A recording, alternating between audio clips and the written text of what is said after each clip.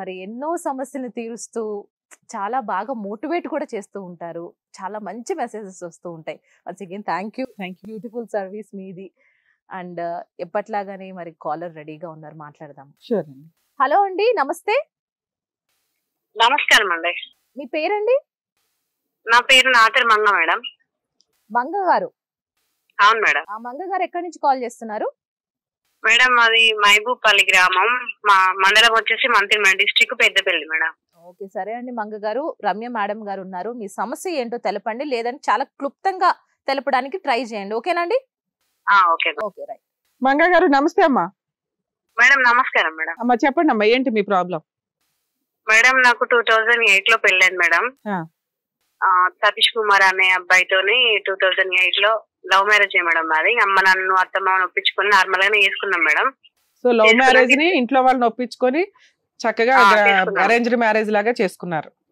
చేసుకున్నాం madam. Very good. అతను ఏం చేస్తాడు, మీరేం చేస్తారమ్మా? నేను హౌస్ వైఫ్ మేడం. ఏం చదువుకున్నారు madam? Inter discontinue madam. Okay, అతను ఏం చేస్తాడమ్మా? అతను సివిల్ ఇంజనీర్ మేడం. సూపర్. చెప్పమ్మా, ఎలా పరిచయం మీ ఇద్దరికి?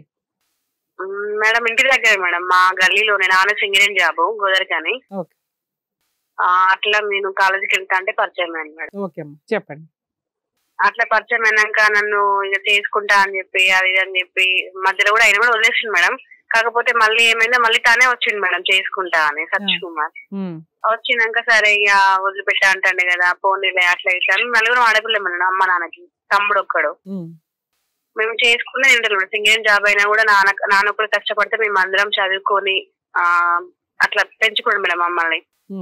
ఇక తర్వాతకి పెళ్ళైన తర్వాతకి అత్తమ్మ వాళ్ళు తీసుకెళ్ళాక సేమ్ ఎట్లా అంటే అప్పుడు ఎట్లా ఉండడం మేడం, పెళ్ళైన తర్వాత అట్లా లేడు మేడం. ఆ మనిషి తాగడము, కొట్టడము, టార్చర్ చేయడము, అమ్మ వాళ్ళతో మాట్లాడకపోవడం, పంపేయకపోవడము, అట్లా అట్లా జరిగి లొల్లిలు అయినాయి మేడం. మళ్ళీ ఇంటికి వచ్చేసినాం. ఇంటికి వచ్చినాక నా కొడుకు కడుపులోకి వచ్చినాక ప్రెగ్నెన్సీ అయినది నేర్చుకుంటా అంటే లేదు నా కొడుకు అది అని చెప్పేసి మళ్ళీ సబ్స్క్రైబ్ తీసుకెళ్ళండి మేడం.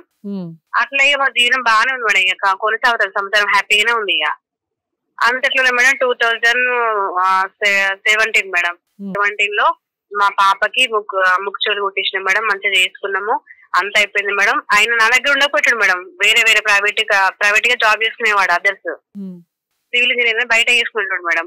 అట్లా చేసుకుంటున్నాం కదా, పోనీ లేని నమ్మకంగా తన వదిలిపెట్టినా నేను అత్తయ్య వాళ్ళతో ఉన్నా మేడం. అత్తమ్మ వాళ్ళతోనే ఉన్నా. ఆయన నెలకు ఒకసారి వచ్చుకుంటా పోయేది అన్నట్టు జాబ్ పరంగా. పిల్లలు చదివించుకుంటా నువ్వు ఉండు, నేను పని చేస్తాను కదా, మనం ఇల్లు కట్టుకోవాలి, పిల్లలు పెద్దగా అవుతారు కదా అని అట్లా అదే నమ్మకంతో ఉన్నాం మేడం. 2018 లో ఆయన వేరే మహిళతోని అక్రమ సంబంధం పెట్టుకున్నాడు మేడం. మీకు ఎంతమంది పిల్లలమ్మా? నాకు బాబు పాప మేడం. బాబుకి 14 సంవత్సరాలు, పాపకి 13 మేడం. అట్లా మేడం నాకు తెలిసినాక ఏం చేసిన లేదు. ఎలా తెలిసిందమ్మా మీ ఆయనకు ఒక వేరే అమ్మాయితో మాట్లాడుతున్నాడు, సంబంధం ఉంది అని? ఎవరు చెప్పారంటారా మేడం? ఓకే, నేను తెలుసుకున్నా మేడం. పని దగ్గర తీసుకెళ్ళి నన్ను హాలిడేస్ కు, పిల్లలకి హాలిడేస్ ఇచ్చిన వాళ్ళు నన్ను ఒక 1 వీక్ ఉండు రాన వాళ్ళే. అక్కడ వాళ్ళందరూ చుట్టుపక్కల వాళ్ళు చెప్పింది మేడం. చెప్తే కూడా నమ్మలే. పోనీలే ఒక్కడు ఉంటాను కదా, కొంచెం మంచిగా ఉండడానికి ఇట్లా చెప్తారు కావచ్చు అని లైట్ గా తీసుకున్నా మేడం నేను.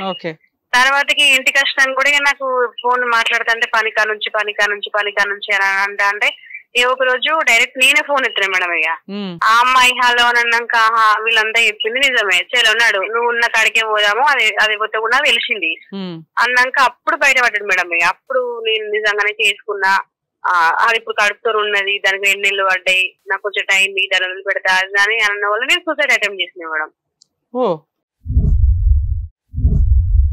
ఇద్దరు పిల్లలు ఉన్నారు. ఇప్పుడు అతని కోసం నువ్వు సూసైడ్ అటెంప్ట్ చేస్తే పిల్లలు ఏమైపోయే వాళ్ళమ్మా? అయితే మేడం అప్పుడు నాకు అంత ఆలోచన రాలేదు. బాధలో ఏ డెసిషన్ తీసుకున్నావా నీకే తెలియలేదు మేడం. అప్పుడు అమ్మ బ్రతికే ఉండే మేడం. నాన్న 2017 లో చనిపోయింది మేడం. నాన్న అమ్మ కొంచెం బతికే ఉండి నాకు ఇంకొంచెం హెల్పింగ్ చేసింది, నాతోటే ఉన్నది. ఇక వాడు వదిలిపెట్టిపోయినా మేము లేమా బిడ్డ ధైర్యం ఇచ్చింది మేడం. సరేలే ఇక మారుతా, నేను మంచిగానే ఉంటా, దాన్ని వదిలిపెడతా, ఇక అవి ఏమద్దు అని ఉన్నాడు మేడం. మళ్ళీ ఒక 5-6 months దాకా బాగానే ఉండి మళ్ళీ స్టార్ట్ చేసి మేడం కొట్టడం. ఇక నేను దాంతోనే పోతా, నేను దాంతోనే ఉంటా, మాట్లాడు మేడం. ఆవిడెవరు ఇంతకీ? ఆ అమ్మాయిది ముస్తాబాద్ మేడం. ఆమె అక్కడ కాంటాక్ట్ చేసే దగ్గర పరిచయం అయిందట, లేబర్ ఆమె. లేబర్ ఆవిడ? ఓకే, లేబర్ వర్క్ వచ్చి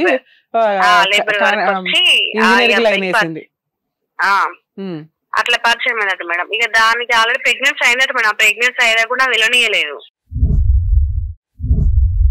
ఇక తెలియనియకపోతే పోనీలే ఇక మారుతా అది ఇది అన్నాడు కదా అని నేను కాంప్రమైజ్ అయి ఉన్నా మేడం. 4 అమ్మాయిలం కదా, చెల్ల వాళ్ళ భర్త చనిపోయాడు మేడం, ఆమె ఇంటి మీద ఉంటది. ఇప్పుడు నేను వచ్చి ఇంటి మీద ఉంటే ఎట్లుంటది, అమ్మకి భారమే కదా.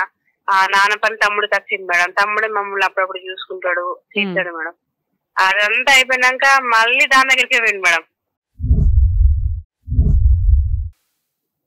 అట్లా పోయినాక నేను మళ్ళీ ఇక స్టేషన్ లో కేసు పెట్టినా మేడం. మంతిలో ఇక 2018 లో కేసు పెడితే లేదు, ఇప్పుడు అది ఏంటిది సహజీవనం వచ్చింది కదా, దాంట్లో తప్పేమున్నది, దాంట్లో సహజీవనం చేసినారు, తప్పేం లేదు, మీరు దొరకబట్టలేదని పోలీసు వాళ్ళని అన్నాడు మేడం. ఎస్ఐ వాళ్ళు ఉండి ఇట్లా అంటాను కదమ్మా అది అంటే, లేదు నేను ప్రూఫ్ తీసుకొస్తా సార్, నేను కంపల్సరీ ప్రూఫ్ తీసుకొస్తా అంటే అది ఉన్న ఊరికి పోయి దాన్ని స్టేషన్ పిలిపించి అసలు ఇది సహజీవనమా మీరు పెళ్లి చేసుకున్నాడు అంటే ఆమె చెప్పింది మేడం. ఇక పెళ్లి చేసుకున్నాడనే ఆ అమ్మాయి ఒప్పుకుంది అక్కడ.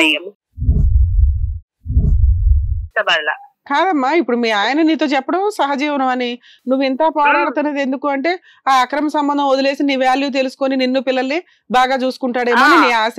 తీరా చూస్తే పెళ్లి చేసుకున్నాడా? చేసుకున్నాడు. అక్కడికి వెళ్ళినాక మొత్తం డీటెయిల్స్ అన్ని చెప్పేసింది అది స్టేషన్ లో అక్కడ. మరి అమ్మాయికి అన్యాయం జరగకూడదుగా, ఆవిడ పద్ధతిలో ఆవిడ చెప్పేసుకుంది. అయితే చెప్పేసింది మేడం. ఇక్కడికి వచ్చినాక మళ్ళీ అక్కడ ఎస్ఐ మన మంత్రికి ఫోన్ చేసి, మేడం నిజమే ఇది వాడు పెళ్లి చేసుకున్నాడు, మీకు అక్కడ అది సహజీవనం అంటాడు కానీ కాదు అన్నాక ఇక సరే ఇదంతా ఏందని మనం మా అత్తమ్మ వాళ్ళు ఇట్ట కూడా మేడం వాళ్ళు ఎందుకు మా మామ కూడా 2 భార్యలు మేడం. మా అత్తమ్మ వాళ్ళు అన్నాడు కదా, ఎందుకు బాగా మాట్లాడుతున్నా, నేను కట్నం తెచ్చుకున్నాను, మేము ఎట్లుంటానో మా అక్క చెల్లెలా మేము ఉంటలేమా, నువ్వు అట్లుంటేంది అని నన్ను దబాయించారు మేడం వాళ్ళు. ఎంత పెద్ద మనుషులు చెప్పినా ఎంత చేసినా వాళ్ళ ఫ్యామిలీ మట్టుకు అందరు కరెక్ట్ ఉన్నారు మేడం. ఇక మా నాన్నకి 2 అయ్యా చాలా ఈయనకి పడ్డది అన్న డిప్రెషన్ లో వాళ్ళు ఉన్నారు అన్నట్టు. ఇక అట్లా మేడం నేను ఒప్పుకోలే, ఉంటే నేనే ఉండాలి, ఇంకోదంతా నాకు సంబంధం వద్దు, నా బతికింది నా పిల్ల బతికింది చెప్పు అని అంటే గినే మాట. ఉంటే ఇద్దరు ఉండండి లేకపోతే పో, ఉంటే ఇద్దరు ఉండాలి లేకపోతే లేదు, నిజం అత్తా పోతా అంతట్లే మేడం. ఆ ఫైటింగ్ లే అట్లా అట్లా అయితే అంటే అమ్మకు పక్షవాతం వచ్చింది మేడం. మా మమ్మీకి పక్షవాతం వచ్చినాక అమ్మాయి మొత్తం ఇక మాట్లాడలేదు మేడం, మొత్తం ఇక కోమలకు పోయింది. ఇక అట్లా కూడా నేను చూసుకుంటా చేసుకుంటా పత్తి ఏరుకుంటా పోయి పిల్లలు ఆదుకుంటా వాళ్ళని చూసుకుంటా ఉన్నా మేడం. నన్ను నమ్మించండి ఇక పోనాని మళ్ళీ వచ్చి, నువ్వు దాని దగ్గరికి పోకు, అది పోతే అది అట్లనే అంటది, నువ్వు మనం ఈయన మంచిగా బతుకుదాము, అది కేసు పెట్టది ఏం పెట్టది సరేనా నన్ను మప్పించండి మేడం. ఇక అది డెలివరీ అయ్యేదాకా ఇక దానికి పాప కొట్టిందని తెలిసినాక మేడం నన్ను ఇక్కడ ఇష్ట పెట్టేసిండు, దాని దగ్గర వేయండి ఇక చూసిరాను. అది ఎప్పుడు జరిగిందమ్మా? అది 2019 లో మే 1 పుట్టింది మేడం ఆ పాప. ఆ పాప పుట్టిందని వదిలేసి పోయింది మేడం. మళ్ళీ వీళ్ళంతా గొడవ ఇదని ఏందని ఇక అంతట్లా అమ్మ చనిపోయింది మేడం. ఇక నాకు ఈ గొడవలనే అమ్మ చనిపోయినాక కూడా అక్కడ కూడా గొడవ వేసింది మేడం. అమ్మ చనిపోయినా చూడకుండా కూడా ఏ లందినా నువ్వు పోనిస్తలేవు అక్కడికి దాని దగ్గరికి, నాకు బిడ్డ పుట్టింది నా బిడ్డ కింద పడ్డదట అట్లా ఇట్లా నా మీదకి లొల్లి ఖర్చు మేడం. ఇక అమ్మ దినాల రోజు 5 days లో ఇట్లా గొడవ వేసింది నాతోటి. ఇదంతా ఎందుకు, వీడితో నాకు టార్చర్ అవసరమా, ఇన్ని టార్చర్ అనుభవిస్తున్నా, పిల్లల్ని కొట్టడం నన్ను కొట్టడం అంతా చేసింది మేడం. ఇక నేను ఫైనల్ గా కేసు రీతలు ఫిక్స్ అయిపోయినా మేడం. ఇక నా భర్త నాకు విడాకులు ఇవ్వకుండా ఇంకో దాన్ని చేసుకున్నాడు అని కేసు పెట్టేసిన అన్న అయిపోయింది మేడం. వాళ్ళు నన్ను వదిలేసిండు, దాని దగ్గర పోయింది మేడం ఇక పర్మనెంట్ గా.